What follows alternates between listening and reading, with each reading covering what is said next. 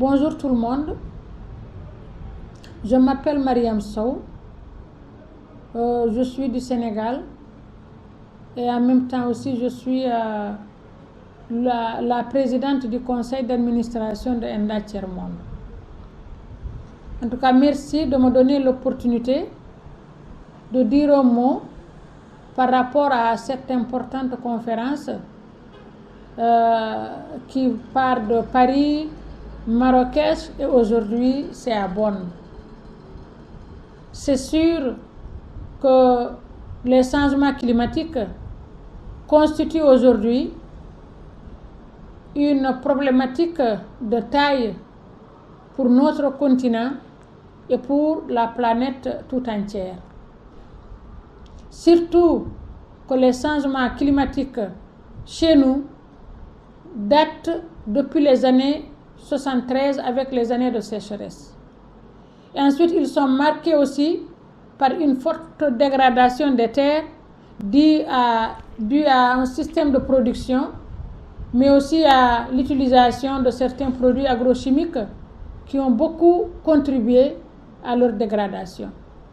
Cette sécheresse aussi n'a pas manqué de faciliter l'accélération de la salinisation de nos terres.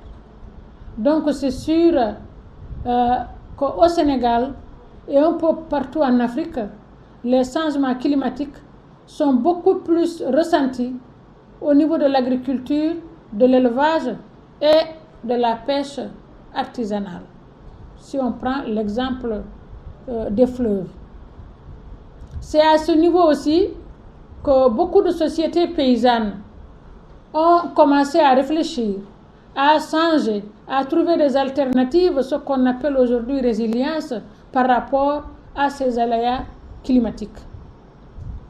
Maintenant, certes, il faut changer, mais comment? Le changement fondamental se repose et s'est prouvé de partout sur les exploitations familiales. Ces exploitations familiales qui déjà pratiquent des systèmes qui contribuent à la sécurisation des terres. Je veux parler de certaines pratiques telles que l'association des cultures, la diversification, la rotation, l'association de l'agriculture à l'élevage. Donc tout ça, c'est des pratiques traditionnelles et qui sont là et qui ont beaucoup contribué au développement de ces exploitations familiales. Mais on est conscient aussi, comme les chercheurs le disent, là c'est un constat, que la population augmente et les ressources foncières se raréfient. Il s'agit de voir comment renforcer ces pratiques-là dans une démarche beaucoup plus cohérente par rapport à nos différents problèmes. Je veux parler de la souveraineté alimentaire.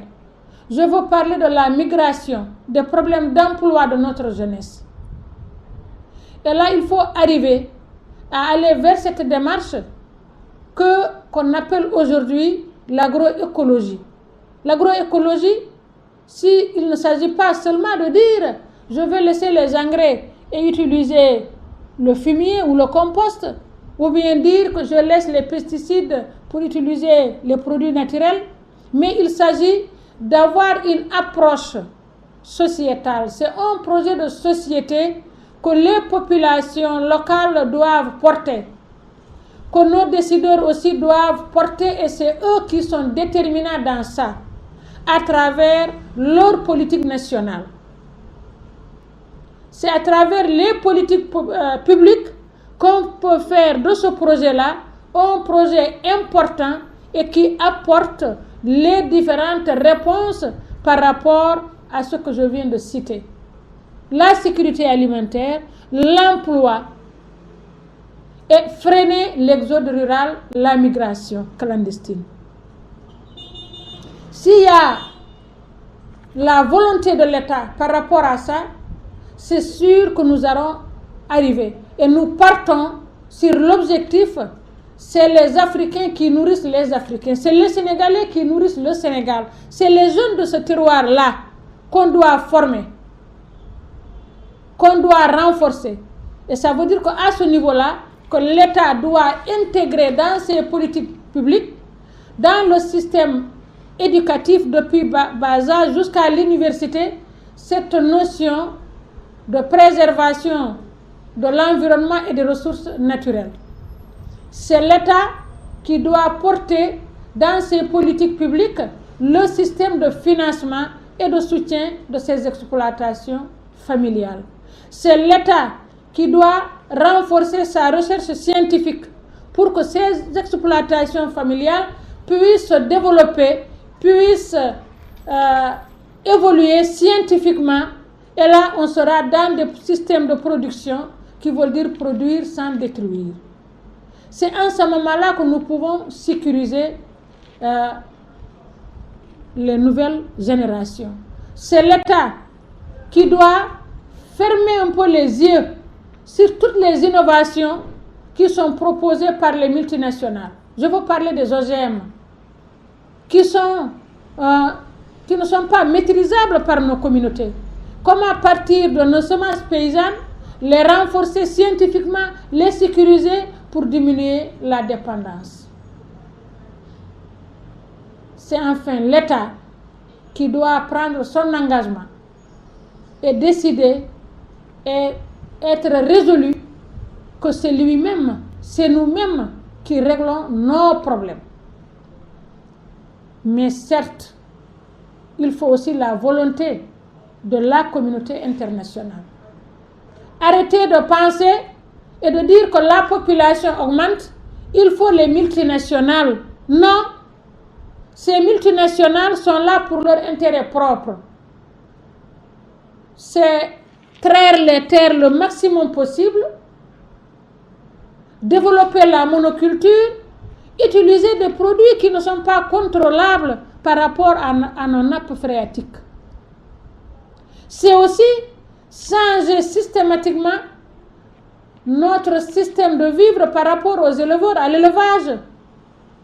Penser qu'on peut faire du coupé-collé en essayant de modifier cette race locale qui est là et qui a ses valeurs par rapport à notre système sahélien.